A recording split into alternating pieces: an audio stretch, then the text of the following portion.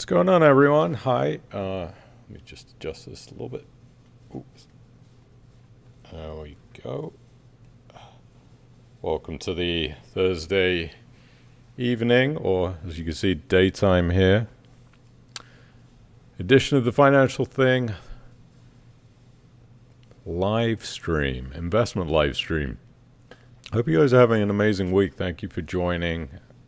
As always, if you could just hit that thumbs up, that really helps out the stream with Mr. YouTube.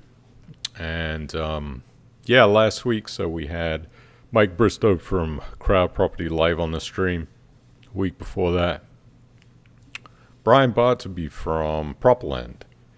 And we're going to be having more guests coming up during the year, so stay tuned. I hope you enjoyed having the CEOs of these companies come on live and answer questions and kind of show their transparency.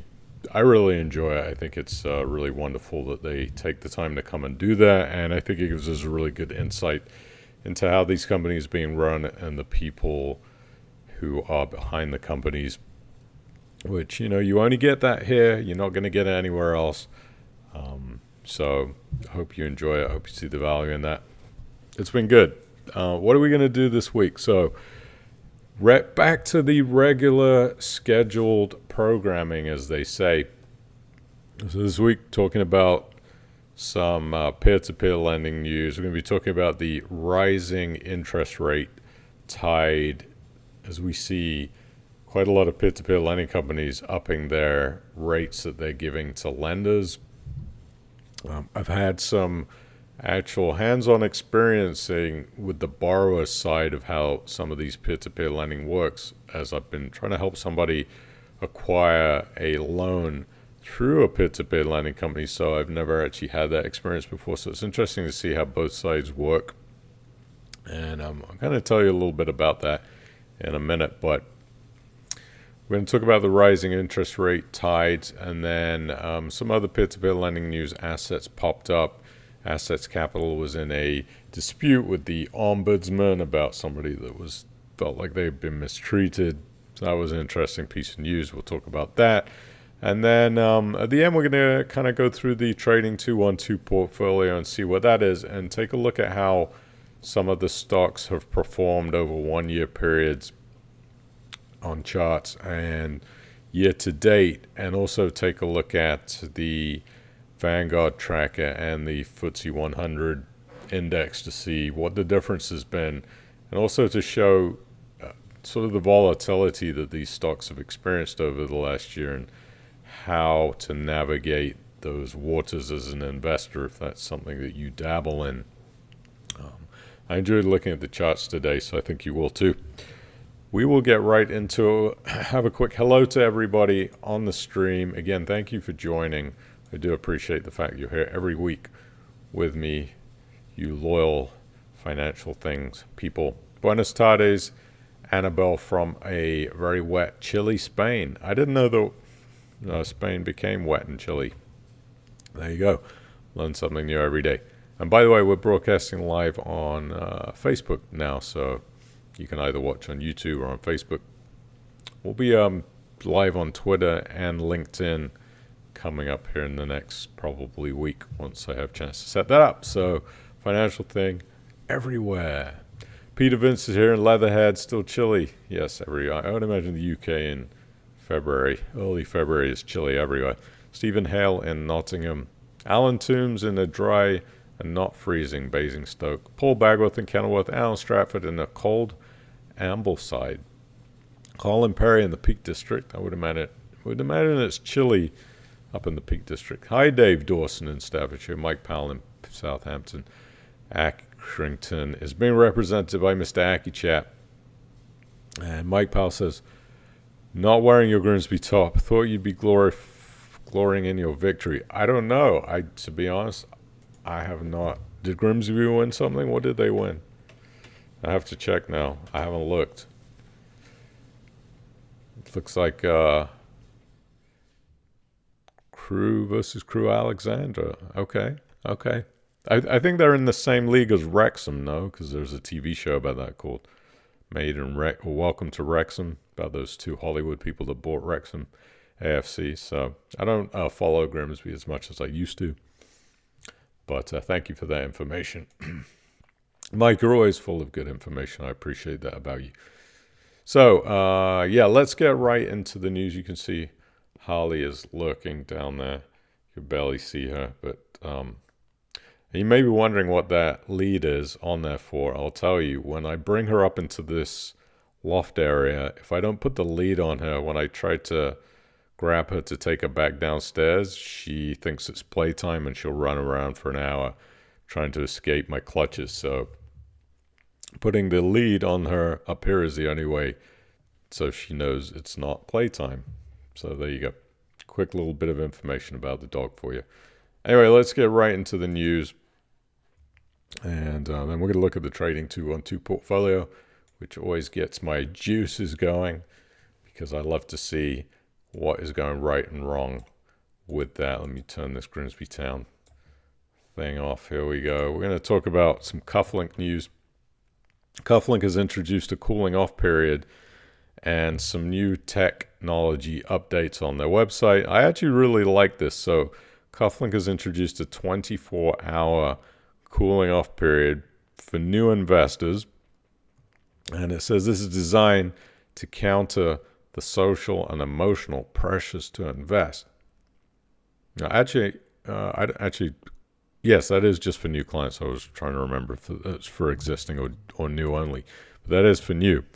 The platform has also added new declarations for investors and an enhanced appropriate test.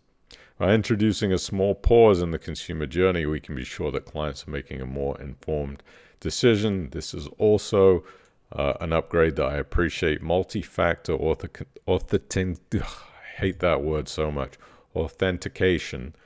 will soon be added to the platform to offer another layer of security for account holders. I think this is something that a lot of the peer-to-peer platforms are really dropping the ball on. Assets was good at it, but some of the other companies don't have two-factor, and I think in this day and age, especially when you're dealing with fintech, financial technology, you need to have two-factor authorization, I'm going to call it, on every single one of these peer-to-peer lending accounts. So well done to Cufflink for finally introducing that. Also, another upgrade, select IFISA investors are now able to make monthly payments at an adjusted rate of interest. A new automated self-investment personal pension, so that's a SIP, has been introduced with partnership with Morgan Lloyd. The SIP Auto is now live. Property lender has also introduced a partnership with DocuSign, which will allow IFISA transfers to be approved digitally. That's cool because that means that's going to speed up the ISA transfer process, which I think is kind of archaic, but it's going to be done digitally now. I hope there are some safeguards behind that because as somebody who is recently a victim of identity theft, that's not something you want to see be able to transfer easily. Cufflink said that for those ISA providers who do not accept DocuSign, the platform will still provide a completed PDF which can be signed and posted to them. And they're also working for a new version of its mobile apps on Apple and those of you who are on Android with the latest updates available now. So Cufflink making some big changes there. I do like the cooling off period. I have myself made a couple of decisions in the past that were very fast, and I think if there had been a 24-hour cooling off period, especially when I was beginning investing, I think that would have been a good thing. So I do like to see that. Just as we're talking about interest rates, now interest rates have started to rise up through peer-to-peer lending companies. Just Us is one of them. They have raised investor and borrower rates. Peer-to-peer lending platform Just Us has increased its investor and borrower rates by 0.5% and 1% respectively. So they've put the borrower rates up 1% and they're passing just a 0.5% of that along to you as the investor. The rate hikes have come in response to the rising Bank of England base rate. This is the 10th time in a row that the Bank of England has risen the base rates, which now stand around 4%. I think it's, these platforms have to do this delicate dance between, making sure that investors are happy getting enough percent return because of inflation increases. Also, the poor platforms, I don't feel bad for them because they have to balance, charging enough interest that they can pay investors enough, having enough of a spread between what they collect from the borrowers and pay to you as a lender. And also, the third balance is remaining competitive against all the other peer-to-peer lending companies that are out there vying for possibly the same business. So there's this big juggling act going on right now to keep these interest rates at the right place to keep everybody happy, which, as you know, keeping everybody happy is definitely not an easy thing by any means. But Just Us has gone ahead and risen their rates. I think that you may still see this continue to happen too, depending on what the Bank of England does. If they continue to raise, obviously, the base rates, I think investors are going to ask, that they're going to want more money on the investment side. So this increase for investors of 0.5% will yield most new loans now paying out around 8.5% per annum. So it's not bad. Since inception, the platform has returned an average return of 8.01% with no lender losses to date. That's Lee Burkett. I have been trying to get Lee on the stream. Still working on that, by the way.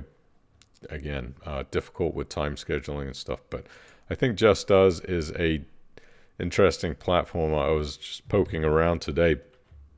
You can see that they have these account options up here, which 1.2% access.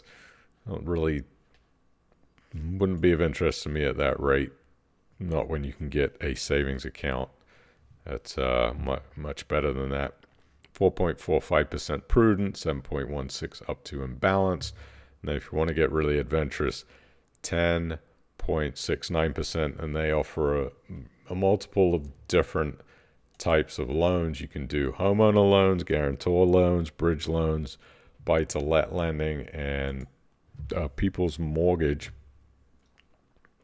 So this is something that they are planning to launch in early 2023. So I guess that's going to be a mortgage product that Just Us is trying to launch. So waiting on the FCA to go ahead and approve that. So interesting. You can see here, Just Us, this is the type of rates that if you were borrowing, you would be paying. And you can see the spreads here, 4.24 at the low end of the reversion rate, plus the Bank of England base rate. So you're paying over 11%. That can get quite expensive, but this is all based on the risk amount, loan to values, things like that, length being 5 years. So sounds like Just Us has a decent spread to be able to make money. So yeah, not a platform that I personally invest through, but it's one that's on the radar that I'm kind of keeping an eye on. I think it's an interesting product, so we'll see. And backing up off of that, sorry about the screen switching there, Cufflink also raised investor rates on February the 1st, as did LoanPad, by the way. So LoanPad is now 4% on its lowest access account. That's pretty good. Now, Cufflink has listed its targets rates now at 9.73% per annum, which is up from its previous target rate of 8.05. So it's gone up a little bit under 1.7%. This is the rate that is the maximum amount that can be earned via the platform's 5-year account. And Cufflink says that they're constantly monitoring what's going on with the Bank of England. They obviously want to keep their rates competitive to keep you as an investor interested in their product. They've also added Cufflink has introduced a promotional rate boost up until May 30th of 2023 which will ensure that investors continue to exceed the returns they can expect from banks and building societies. Yeah, it's interesting, right? Because I think this is exactly what needed to happen within the peer-to-peer companies that we really follow. They have to create incentives and boosts. Now, they can't give cash back anymore. That has all disappeared, so there's no more cash back. So they are able to do things like promotional rate boosts for certain periods of time. There's always a way around everything. And I think it's interesting that Cufflink have taken that on. We've also seen Crowd Property do it, Just Us do it, LoanPad do it. So good for you if you're a Cufflink investor and you want to eke out some more returns on the 5-year product. What else we got? Cufflink is going to add a lot of Cufflink news this week. Shout out to Narinder and Harry over there. Cufflink to add second charge lending this year. So they're going to add second charge loans to their product offerings. They're looking to enhance the projects they do on the bridging side and introduce second charge lending both on the commercial side and on the consumer side. Once we bring out a second charge product, we're going to be entering a very competitive marketplace, Cufflink says. So we're spending more time and effort to make sure that tech is fit for the purpose and enhancing it. Now, I used to think about second charge lending as, it's this product that's really risky and it kind of sucks. And I've kind of taken a different view on it recently from having been involved with helping somebody get a peer-to-peer lending loan who actually did need also a second charge loan. And I really see a place where the second charge lending can be very, very helpful to borrowers who just don't have quite enough money for a down payment to make that loan happen. And this is, I think there's a lot of credit-worthy lenders out there that do need second charge loans. And as long as those second charge loans are paying a competitive interest rate, they should be, I think, above and beyond a first charge loan rate. So, for instance, if you're getting paid 7% on a first charge, you should be getting, I think, double-digit interest on a second charge loan because there is increased risk there. And, I think about it in this way, that if a lender is receiving money from a borrower, if a borrower is going to default, what's the first loan that they're going to default on? It's probably not going to be the first charge loan that has a lower interest rate. It's probably always going to be the second charge loan that has a higher interest rate. I think higher interest rates definitely increase the risk of default, especially in a borrower's mindset.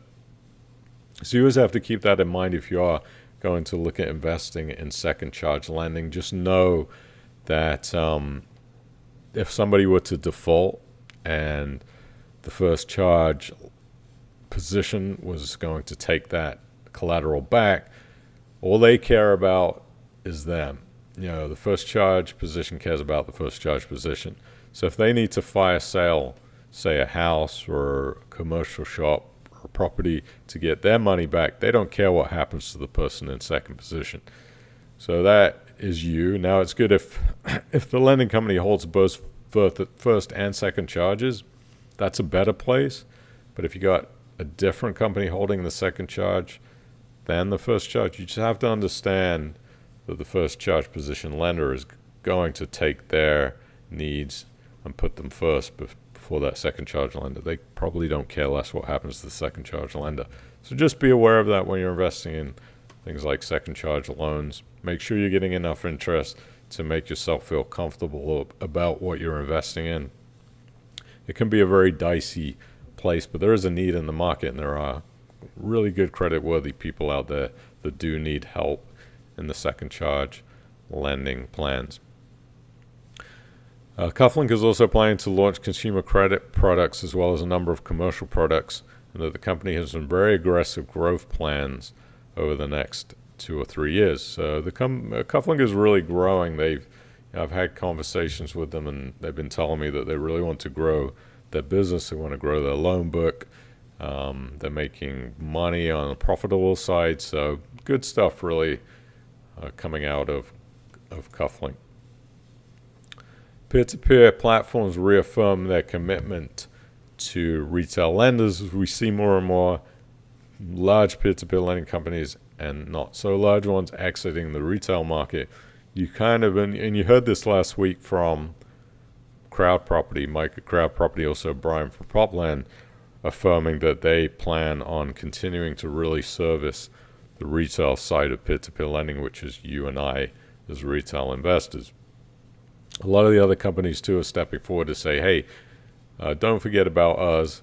We are going to continue to serve the retail market. Now, sometimes you do have to take this with a pinch of salt because we've heard that before. Actually, we heard it from Assets Capital. They came on the stream. Actually, and Stuart Law did say, I'm going to definitely serve the retail market, but then that turned out to be change of plans for them. Maybe it was true at the time. Things do change, right? Companies change their course of direction depending on what they see going on in the market. But some of these companies are now stepping forward and saying, we plan on really supporting the retail side of the market. We have Louis Schwartz stating that his platform is fully focused, so that's LoanPad, fully focused on retail investors. We do not have plans to change that. Mike Bristow saying the same thing, absolutely committed to retail. George Huntley of the Money Platform saying, experienced retail investors are a part of our investment mix. And the same thing from Cufflink saying there's still a market for retail investors. I personally think too that a mix probably of institutional as a backup lending funding line for these peer-to-peer companies is not a bad thing. I think if these companies can mix both and have a balance, I think that's good, because there are going to be some times where there's too many loans and not enough money to fill those loans, and these peer-to-peer companies do need to have ways to fund these loans. So I think institutional funding credit lines are probably a good idea in some ways. So Cufflink says they will continue. We got Brian Bartleby mentioned here. Propland saying highlights the fact that retail investors have been at the core of their peer-to-peer business and at the sector's core since the beginning of peer-to-peer lending. And we've got Source Capital saying the same thing. They are totally committed. What else? A lot of companies coming forward, and again, that could change depending on the headwinds of peer-to-peer lending. But I don't see any of those companies changing for now. LoanPad targets £100 million of new lending in 2023. We see LoanPad looking to grow. They made a profit last 12 months to the end of the 31st of December 2022. £275,389. So LoanPad operating in the green now. They were in the red for a while. They've had months of profitability and the months of negative profit, but their net assets grew from 449,000 in 2021 to 725,000 in 2022. This is what you want to see. You want to see positive growth numbers for a peer-to-peer lending company like this, especially what we've had with the other companies going out of business, probably not posting very healthy numbers. LoanPad continues to go in the right direction, which is what we want to see. Louis has said that there have been challenges in the last few months of 2022, but he's very positive about 2023, and they hope to close on more loans in 2023. New lending was over 60 million in 2022, and they hope to do 100 million of new lending in 2023 as they increase their lending partners and their investors. They have a very bullish outlook. And then don't forget, LoanPad's rates have gone up. They've been increasing monthly. Now you can get a base rate of 4%, so it's starting to look much more attractive. Lendy distributes 4.4 million this month. I actually went into my own Lendy account and found some money sitting in there, surprisingly. I wasn't quite sure what I was going to get. I think I got about 5% of my total investment paid into the account, which is, pretty boo-hoo. But I don't expect to get more than 10 to 15% of that money back in the long run. So if you do have a Lendy account and you haven't logged in, go log in. So maybe some money sitting in there. It will take a little while to get the distributions out. I know they've had over 3,700 withdrawal requests, so they are trying to process them. That's RSM. The administrators are just trying to process them as quickly as possible, so you might wait a little while before you get that money back in your hands, but it is there, so I think that's a positive. It's better than getting absolutely nothing, right? Money Thing administrators breach £1.2 million. That's Moorfield's advisory. This is the interesting thing that I think is important to note about administrators and what they do. At the start of the process in 2020, Moorfields initially estimated that the Money Thing administration fees would amount to £430,367, but this figure was revised to $728,837 in August 2021. So almost doubled in a year, and now we sit at 1.2 million. So these administrators, I don't know where they come up with these estimates, 430 now to 1.2. So triple the amount in fees that these administrators have charged in the Money Thing case. Kind of the same old story, isn't it, with the administrations? They just keep racking up the fees, so it's unfortunate. But who was it who sang that song? Steve Winwood? That's just the way it is, and some things will never change. Crowd Property has also risen investors' rates. They have gone from they range from 7.5 to 8.5%, up from 6.2 to 6.8. So pretty good. I mean, you can see that you're going to get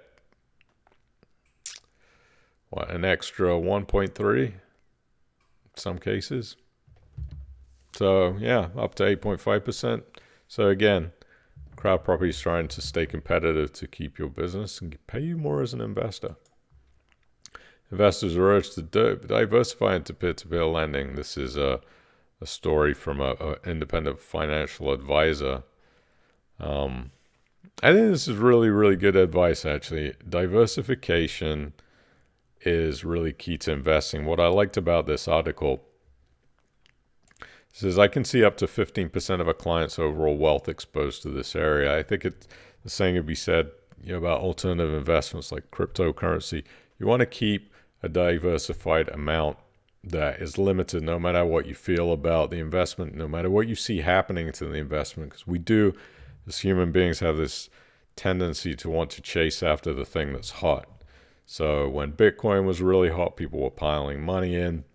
They were going against their thinking about, where am I going to keep my exposure limited to? Is it going to be 10%? Is that going to be 50%? And I noticed some people that I knew were going way above those allocation levels of a diversify.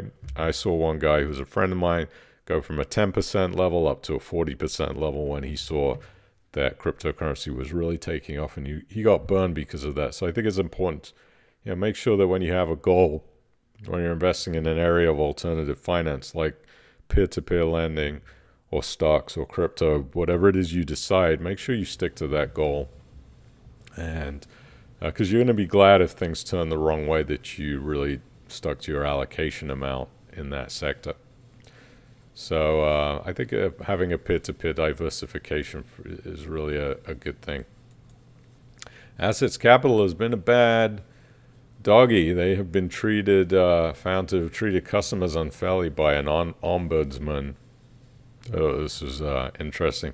According to the Mouse and the Court blog, Assets told an investor on the 31st of March 2020 that it would be introducing the fee that they put in. I think it was 0.9% at the time. And the investor requested to close his accounts immediately as he did not want to pay the fee. Assets refused to close his accounts, referring to its terms and conditions. So the investor referred his complaint to the Financial Ombudsman Service for a financial independent review. The investor reportedly was not able to exit for several months because of the queuing system, and then he had to pay the 0.9% loan servicing fee. Turns out the ombudsman decided that wasn't very fair, and assets got their hand slapped. Now, I think this is actually a really fair outcome because, for one thing, a lot of people don't read the terms and conditions that are in the back of these peer-to-peer lending companies, which I think is a mistake. I learned this the hard way when I recently took out some travel insurance. My travel partner got sick when we arrived in London, and we thought, okay, we'll just be able to claim on our travel insurance because we were supposed to take a trip to France, and she wasn't able to travel. When I get back, I filed a travel insurance claim, and deep within page 24 in the fine print, it said, if you do not go to a doctor in person, you cannot file a claim for any type of reason, for sickness. So, because I didn't read that one line on page 24, that ends up being quite an expensive mistake that cannot really be appealed. Same with peer-to-peer lending. If you're going to invest, not only in peer-to-peer, any type of investment, you need to read the terms and conditions, because that one time that you don't, and something happens, you're going to get burnt. I promise you that. So this person was actually very lucky because the ombudsman said, hey, you know what? I agree with this investor that loan servicing fee of 0.9% didn't exist and then suddenly existed, and he decided, I don't agree with that. I want to close my account. Was denied. That asset should have closed his account and paid him his money back. So I think a lot of the times these financial companies are going to assume that you're not going to take action if you're receiving, the decision that you don't like. A lot of people are not going to get a lawyer, a solicitor, or even go to the financial ombudsman, but this person did. So the ombudsman decided to rule against Assets Capital. They have not commented on this case. I don't know what Assets really thinking about.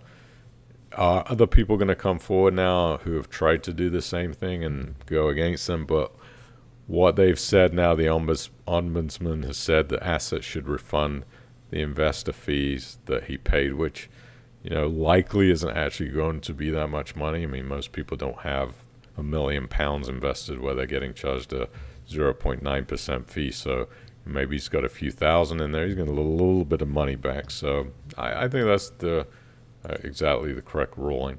Grove Street completes wind down. So a good bright light on the peer-to-peer lending world. We saw Grove Street actually enter the solvent wind down process. They have finally completed their entire wind down process.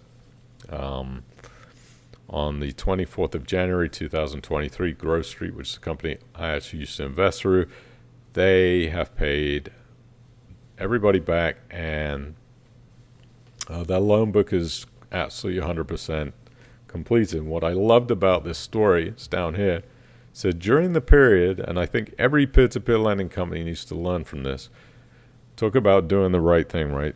During the period of wind down, the administrators had incurred total time costs of £30,793, which represents 172 hours, blah, blah, blah.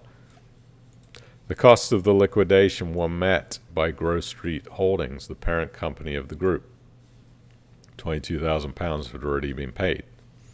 So that means that instead of passing this wind down onto you, the investor, Grove Street said, you know what, we're going to pay that, and we're going to do the right thing by investors. So my hat goes off. A little round of applause for Grove Street, because we have had, a lot of bad news about administrations and wind-ups. I love it. I'm really super happy that that Grove Street did the right thing and they're able to wind up their loan book perfectly. Good job, Grove Street. Let's see. Another bit of Cufflink news. Cufflink, you're in the news a lot. They have ambitious plans for 2023. They are going to attempt to reach the £300 million loan book milestone this year.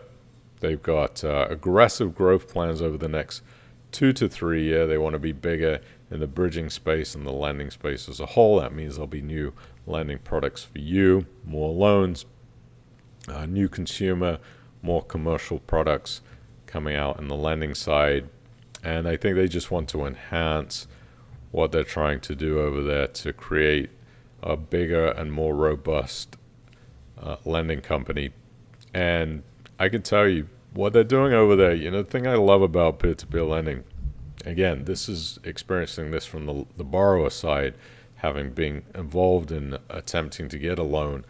The speed of which the loan offer was made, it was so fast. I mean, if you go to a bank, try to do things, it could take months. And I know because I'm involved in both sides. I'm actually in the midst of a commercial property sale to a tenant, and they've been working on getting a loan from a high street bank, and we have been working on this for, at least 6 months now. The bank just moves so slowly. But peer-to-peer lenders, these companies, they can just move within days. And it really does bring to light the advantage of this type of alternative finance lending that you don't really always see on the investor side because you're worried about your returns and you don't really see how the process works from a borrower's perspective. But that's something that's really enlightened me to why I do love the investment space of peer-to-peer lending. And let's talk a little bit about investing before we get into the trading 212 portfolio. Most Brits invest without seeking regulated advice. I'm actually really happy about this. Now, there is a good and a bad side to this because you got people that were going to invest in stupid stuff that they shouldn't be with very little knowledge. But almost 2/3 of UK adults who have financial products have not sought regulated advice in the last 5 years. I'm actually really surprised about this. This is new research from the Financial Services Compensation Scheme. This is the same company that, same governing body that protects your money that's inside of a savings account up to the £85,000. They say that 55% of Brits believe that paying for financial advice is for the wealthy, while 58% say it should be easy to invest without needing professional financial advice. Young investors aged between 18 and 34 were more likely to agree that they should be able to invest without professional advice. 60% of millennials and 57% of Generation Z investors said they're able to find good advice online. Now, this is a scary part to me because there's a lot of people giving out financial advice online that probably shouldn't be. I always say this, you got to do your own due diligence. Don't just trust what somebody like myself says or some of these other big social media financial gurus. You have to be very careful. Meanwhile, 44% of Generation Z, as they say in the US, Z, believe they can source good financial advice on social media. That is scary. But I do like the fact that people are starting to, kind of take things on their own devices, make their own decisions because they're able to save just so much in fees.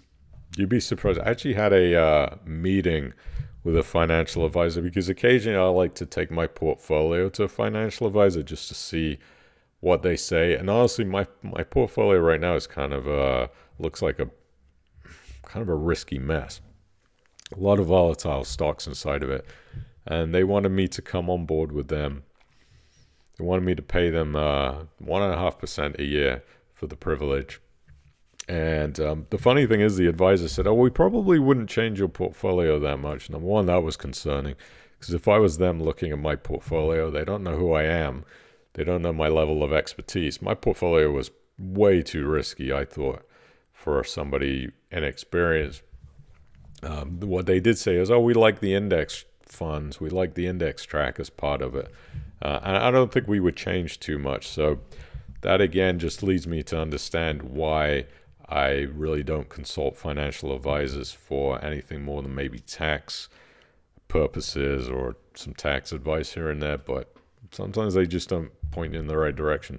Remember, people can get financial advisors' licenses very, very easily and very quickly. And some people are just not that financially savvy when it comes to investment advice. It is interesting to read this article to see that more people are taking their investments on themselves and doing the right thing. Now, also in this story, it says that the FCS, we see the impact of poor advice every day. It It results in millions of pounds each year disappearing from consumer pockets. So there are good advisors out there. There are obviously bad advisors out there, and the FSCS acknowledges this. I think that's really interesting. Moving on, let's look at the trading 212 portfolio. Let's see how things are going. We've had a pretty good, say, couple of weeks. We've had some rebounds in the markets. One interesting thing that you're going to see about the portfolio is we're mostly invested now. Before I had about 9,000 on the sidelines. I only get 822 pounds. So now the portfolio is up to 18,551 pounds. Trying to really goal to get over that 20,000 pound mark with this portfolio. But let's take a look at a couple of the moves that were made that I think have been actually really good. So Synovus seems to just be hovering around break even at this point, but we have had a bit of a rise up over the last here. Let me just move this out of the way. From here, $18.43. We hit up to 19, and just in the last month, this thing was up at $20. But we've had kind of a bit of a pullback again. Energy stocks pretty volatile at the moment, so just kind of breaking even on that one. Ceres Power, this was a new addition to the portfolio. I went in about 441. This is now 481, so we're up about 15%. So that's a good one. Deutsche Bank continues to sort of be flip-flopping around at the moment, sort of up and down. Pretty good, not too worried about that. We have Flex, which is the natural gas stock, about 32% in the green. This one has fallen back some from 3 months ago where we were up at 37. And this was, I think, over 45% in the green, but still not worried about it. I think natural gas, anything in that area is going to be okay. This Ginkgo Bioworks, very, very risky, very, very risky biotech stock. 22.17% down in the last 3 months and 31% down in the portfolio. That's just the nature of the risk of buying these individual stocks. Sometimes they're not going to perform. This one hasn't. And then Calera, the love of my life, has been just causing me fits up and down. Look at this volatility from 123 all the way down to 103. I mean, what are we talking, in a week that happened? And then back up, and then boom, peaks up here, 126, and then back down to 111. It's actually a really good stock to trade short term if you're into that kind of thing. Obviously risky because it can certainly go against you, but this stock just continues to really bounce around. But we're going to stick with it for now. Norwegian Cruise Lines, so again, up and down. We've had this fall back again. This is when all the stocks started to go in the red, and then it's gone back again. So this is a good example of why if you see a stock trending downwards, it's not necessarily a good idea just to pull the exit cord through quick emotional decisions, because you can see from the 2nd of January to the 16th of January, so just 4 days, this thing went from 11 back to 16. So that's a pretty good price jump. And it's definitely my tendency to want to sell when I see things like this happening. And I start having these, oh God, this stock is not going to come back thoughts, but not always the case. Vermilion Energy continues to struggle, down 25% on that one. Again, not worried about it. And then Disney has been pretty good. We've had a good day. We were supposed to have a good day. We started out having a good day. Disney announced they were laying off 7,000 people, which is not good news, but the stock market thought it was good news because they're saving money. And then we saw up here, and this is why the stock market really makes no logical sense, why the price action fall back down to 110. So we lost $7 per share on this.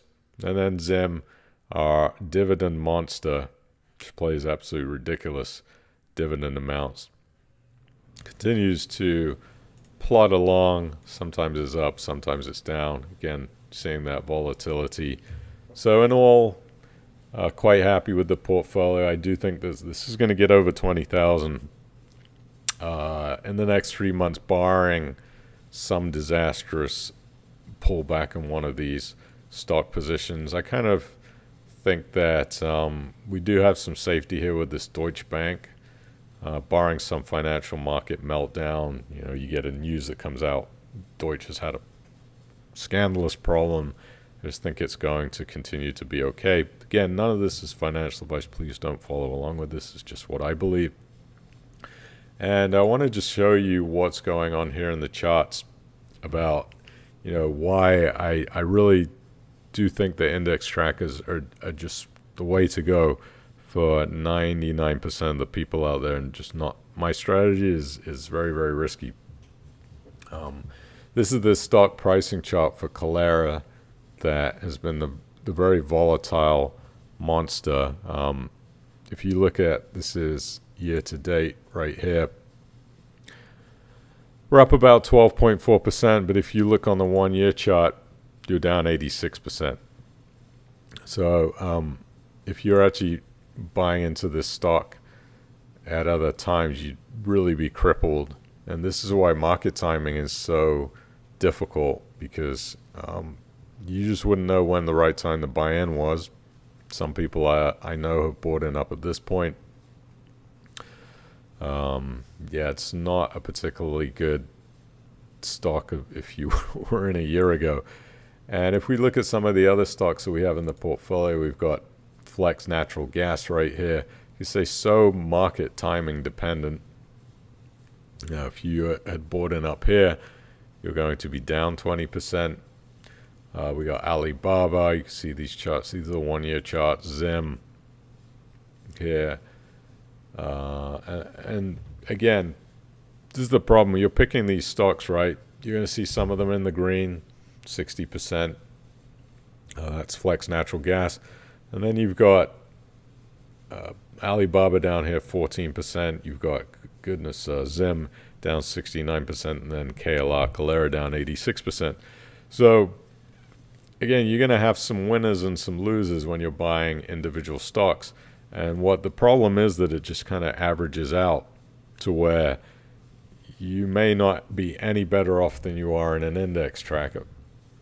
Now, let's say you were to buy some more staple stocks, such as, I know Dave loves Legal & General, right? This is his big dividend-paying stock, which from 1 year ago is actually down 11%. So yes, you're getting dividends, but you have to watch for these fallbacks. If we look for 5 years, chart, this is a 5-year chart, plus 2.61%, plus you've got your dividends. Again, highly dependent on where you bought. If you bought up here, you have seen somewhat of a price dip. So yes, you got your dividends, but again, highly dependent on where you were to purchase Legal & General. Let's look at BP. Again, some volatility issues. Apple's been the one sort of rising star over the last 5 years. I think I bought in that stock at $99 and it's now over $150. So pretty good over the 5-year chart, 286%. As you look at BP, Legal & General down here, 1.4% for BP, 2.61% for 5-year chart on Legal & General. So not really looking so good. Now let's take a look at the index trackers. You'd have been much better off just putting your money in an index tracker. Yes, Apple would have hit you a bit of a home run, but again, if you take a look at just the staple stocks, I think, let me make sure I'm reading this chart the right way. Yeah, the index tracker would have done you pretty well, and the thing is, it wouldn't have, and this is the U.S. index tracker, the U.S. equity index tracker. The thing is, it would have taken a lot of stress out of your decision making. If you're watching stocks like Alibaba just take a huge poo, that's going to create you a lot of stress if you check your portfolio a lot. If you're in this index tracker, you're not seeing that kind of volatility. And then even if we look at the FTSE 100, so a lot of people have been saying to me, well, what about the FTSE 100? That's been better. That's been doing better this year. Yes, it has been doing better this year, if we look at the year to date, it's not bad. It's 4% versus the US market plus 7.56%. If we look at the 1 year, the FTSE has actually been outperforming by quite a big margin. So there's a 14, almost a 15% spread between the FTSE index and the Vanguard US equity tracker. But again, I think you have to zoom out, look at the wider range. If we go to the 5 year, you're going to see a completely different story, whereas the FTSE plus 11%, the US equity index tracker up 52%. It's a massive difference. So again, everything is so market dependent on timing when you happen to buy and sell. Obviously, if you just buy over a long period of time and keep buying, personally, I'm looking at either the global tracker or the US index equity tracker. I think for the long run is probably going to be a pretty safe bet. Global, I like the global too for diversification reasons. But over the last year, the FTSE 100 has actually done okay on the 1 year chart. So compared to the negative outcome that we've had with the US index equity tracker. So it's very difficult. I think whatever you decide to do, just stick to one game plan, and unless you see something terrible, if you're buying individual stocks, you've got to really keep an eye on them and make sure you adjust, because you're going to see this volatility of up and downs like you see with BP and legal in general. You do have to keep an eye on it and kind of be careful on what you're doing. But if you're doing just an index tracker, it just takes a lot of the stress out of having to make decisions, because you can buy one product in your portfolio and you can pretty much just, you could even do one of these retirement target date trackers that Vanguard has, where it rebalances between stocks and bonds if you want to have some bond exposure. I personally wouldn't right now because of the interest rates. But it takes the decision making out of it, and it makes things just so much easier, and you don't need to check it all the time. You can sleep at night knowing that historically, if we look back to, we're looking back here over time, talking about 1989, this is the FTSE right here, has done okay, 338%. And then if we look at the Vanguard, it's not tracking back further than 2001, but I think you'll find that one's done even better. So 256% long term. I think definitely the US has definitely outperformed the FTSE if we go way back into the 1970s. This chart doesn't go back that far. But either way, if you just kept investing and didn't worry about buying and selling, and maybe you bought some extra in the low periods, stress is getting taken out of the decision making of what I go through with this trading 2-on-2 portfolio. There's already dropped 150 pounds just in the 20 minutes that we were talking about this. Remember, this was 18,555. Now it's down to 18,442. So yes, I'm all about reducing stress, wherever possible for most people. This is something that I track a lot. So while I am stressed out by it, I definitely do a lot of research and really keep an eye on things. But having these individual stocks can really hurt me if the markets turn one day on their side and I don't catch it quickly enough. So you just don't want to be in that position. I think you understand what I'm trying to say. Anyway, that's what I got for you today. I hope you enjoyed the stream. If you could hit that thumbs up, I would really appreciate that. I know most of you have. I'll see if there's any interesting comments. Then we're going to get out of here because we have been on here for more than an hour. Oh, so Grimsby Town beat Luton in the FA Cup. No, I did not know that. Wow. That's super cool. The Saints. They're going to take the Saints.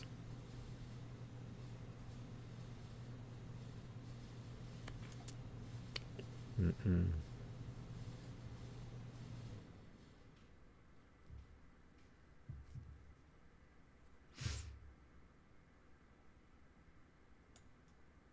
Mm-mm-mm.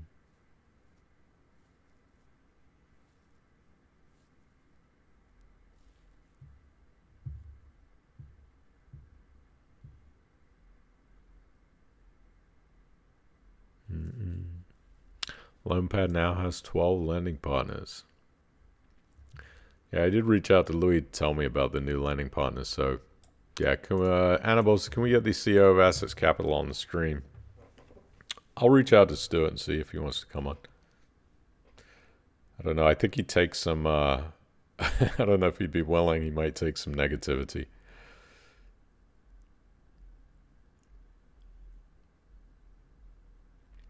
Anyone concerned that rising interest rates, dip in house prices will make it difficult for developers to repay their loans? I think there's definitely a risk of that. You've seen some areas of the housing market slow down because of the interest rate rises. I guess it would depend on retail sales, how easy it is to sell the properties, and how well financed these developers are.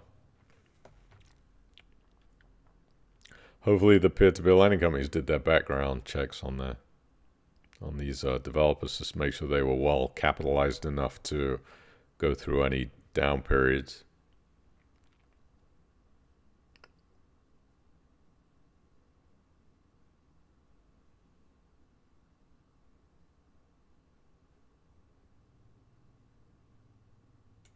Can I ask why you're not in prop lend? I was surprised to hear, but didn't want to ask.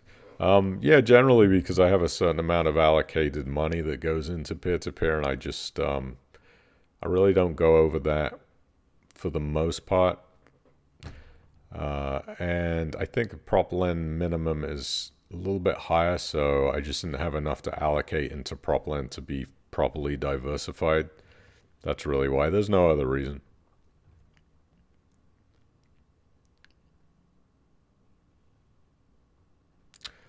Just to confirm, the song you mentioned earlier is The Way It Is by Bruce Hornsby. You're right. It wasn't Steve Winwood.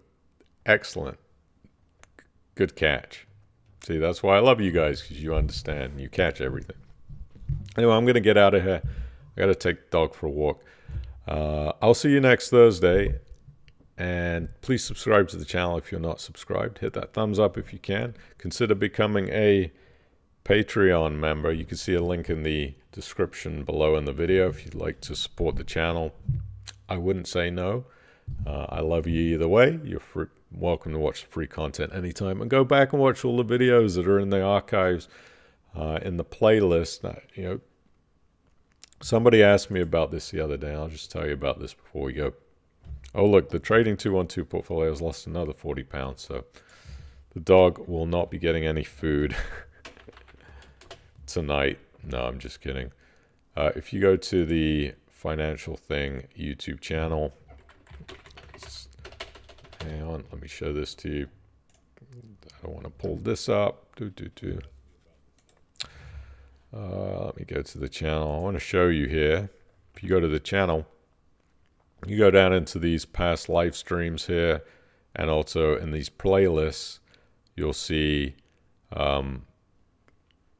live streams. You'll see, I think there's Q&A sessions, interviews right here, and Q&A sessions. If you go back in here, you're going to see, come on, a playlist on the right side which has all archived interviews from peer-to-peer lending companies. So yeah, go check that out. And I really appreciate you guys being here. Love you all. Have a great evening. I'll see you next Thursday. Take care of yourselves. Bye.